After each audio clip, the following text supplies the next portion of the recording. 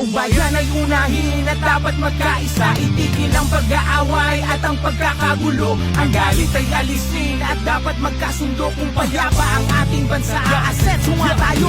Ang kahirapan sa bansa ay lumulubha pa. Kailangang harapin ang marami nating problema. Maraming nagugutom sa Maynila at probinsya, at maraming trabahante di sapat ang kinikita. Pamilyang hindi sapat ang pagkain sa mesa. Kapag sila'y nagkasakit, wala rin pampaospital. Kabuhayang hinampas ang matinding kalamidad, at tumataas ang antas ng kriminalidad. Hindi mabuting panoorin na puro na lang kampihan. Kaliwat ka ng batikos, kabi-kabilang alitan ng dapat asikasuhin. At kailangang malunasan ng mga problemang nagpapahirap sa ating bayan. Sa ating ang panahon, pagkakaisa ang solusyon. Magtulungan tayo, ito ang kailangan ngayon. Dapat nagkakaisa para payapa ang bansa. Pagkakaisa ang kailangan, di pa mumulitika. Taong bayan ay unahin at dapat magkaisa.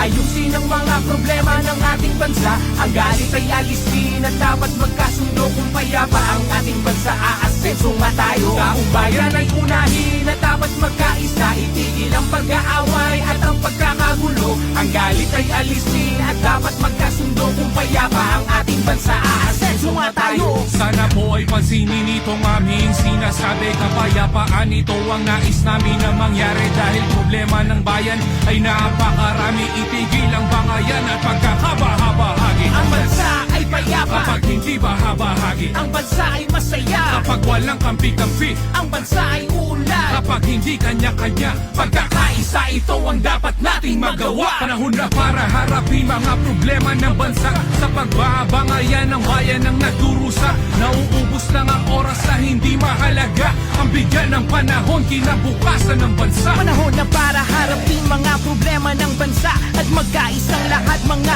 inihalalang madawag ng ubusin ng oras sa hindi mahalaga. Ang bigyan ng panahon, kinabukasan ng bansa. Taong bayan ay unahin at dapat magkaisa.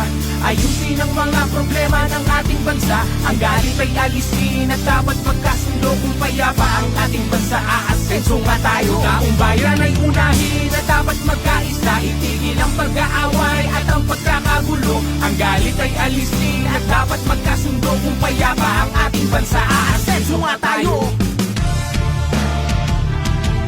Ang bigyan ng panahon, kinabukasan ng bansa.